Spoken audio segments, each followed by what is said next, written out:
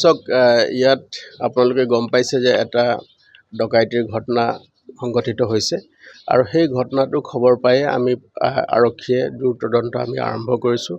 ইতিমধ্যে ইয়াৰ লগত ফৰেনচিক্স আমি এভিডেন্স কালেকশ্যন কৰিছোঁ।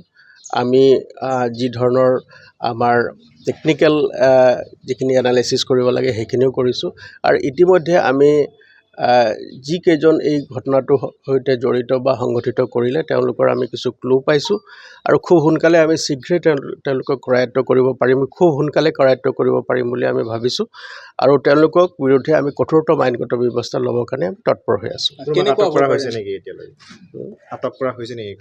নাই আমি দুই এজন মানুহক আমি সোধপোছ কৰি আছোঁ এই সংক্ৰান্তত আৰু প্ৰকৃত দোষী যি আছে এই ঘটনাটো যি ঘটনা এইটোৰ লগত জড়িত আছে আমি কিছু ক্লু পাইছোঁ। আমি সেইটোৰ ওপৰত কাম কৰি আছোঁ আৰু সোনকালে আপোনালোকে তাৰ ৰিজাল্ট পাব। অসমৰ নে বাহিৰৰ বুলি কিবা সেনেকুৱা? নাই এতিয়া মই আপোনালোকে ঠাউকতে মই ক'ব নোৱাৰিম।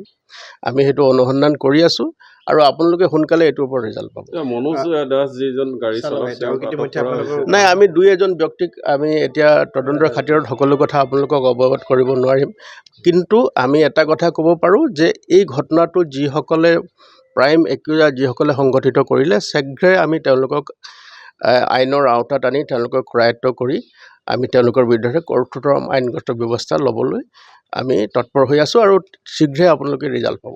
তেওঁলোকে কৈছে গোটেই বিষয়বিলাক আমি তদন্তৰ আওতাত আছে আৰু এইটো তদন্তটো এতিয়া চালুকীয়া অৱস্থাত আছে, এতিয়া আমি একো ক'ব নোৱাৰোঁ, কিন্তু এটাই কথা ঠিক যে তেওঁলোকক আমি দোষীক আমি কঠোৰ শাস্তি দিমেই আৰু ইয়াৰ এই যে সাধাৰণ নাগৰিকৰ যিটো নিৰাপত্তা আৰু যিটো তেওঁলোকে খৰ্ব কৰিবলৈ চেষ্টা কৰিছে তাৰ বিৰুদ্ধে আমি মহানগৰ আৰক্ষী কঠোৰ হৈ আছোঁ আৰু তেওঁলোকৰ বিৰুদ্ধে আমি কঠোৰতম আইনগত ব্যৱস্থা ল'ম।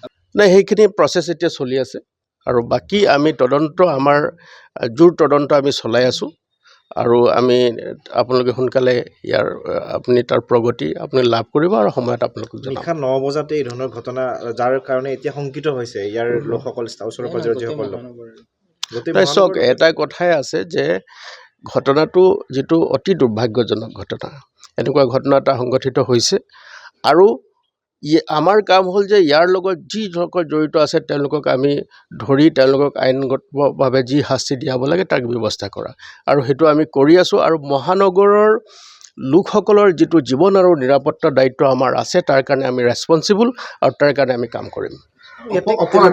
কেইজনৰ কথোপকথন হিন্দী আছিল, অনুমান কৰা হৈছে যে বহিৰাজ্যৰ হ'ব পাৰে, কি কেনেকুৱা ধৰণৰ? নাই চাওক আমি যেতিয়া কোনোবা এটা তদন্ত আৰম্ভ কৰোঁ আমি এটা পূৰ্বানুমান লৈ নকৰোঁ, আমি সকলো অপশ্যনছ খোলা ৰাখোঁ। ধৰক আপোনালোকেও আমাৰ সাংবাদিক বন্ধুসকলো আছে, আপোনালোকৰ লগতো যদি এনেকুৱা কিছুমান থাকে আমি সকলোৰ পৰা আমি মানে সম্পূৰ্ণ মুকলিভাৱে আমি তদন্ত কৰিছোঁ আৰু তদন্তৰ আওতাত যিয়ে আহে তেওঁলোকৰ বিৰুদ্ধে কঠোৰতম আইনগত ব্যৱস্থা আমি হাতত ল'ম। এনেকুৱা কিবাটো আছিলে নেকি যে স্পেচিফিক কিবা এনেকুৱা জানিব পৰা গৈছে যে 2 লাখ টকা কিবা সেইটো বিচাৰিছিলে, সেইটো তেনেকুৱা কিবা এটা আছে নেকি? নাই আমি গোটেই বস্তুটো তদন্ত কৰি আছোঁ আৰু মই ব্যক্তিগতভাৱে তেওঁলোকক চিনি পাওঁ, তেওঁলোকৰ লগত কথাও পাতিছোঁ আৰু গোটেইখিনি বস্তু যি কথা আমি তদন্তৰ কাৰণে আনিব লাগে সকলোখিনি তথ্য লৈ আমি কাম কৰি আছোঁ আৰু মই সেইকাৰণেই কৈছোঁ যে আমি শীঘ্ৰেই আমি ইয়াৰ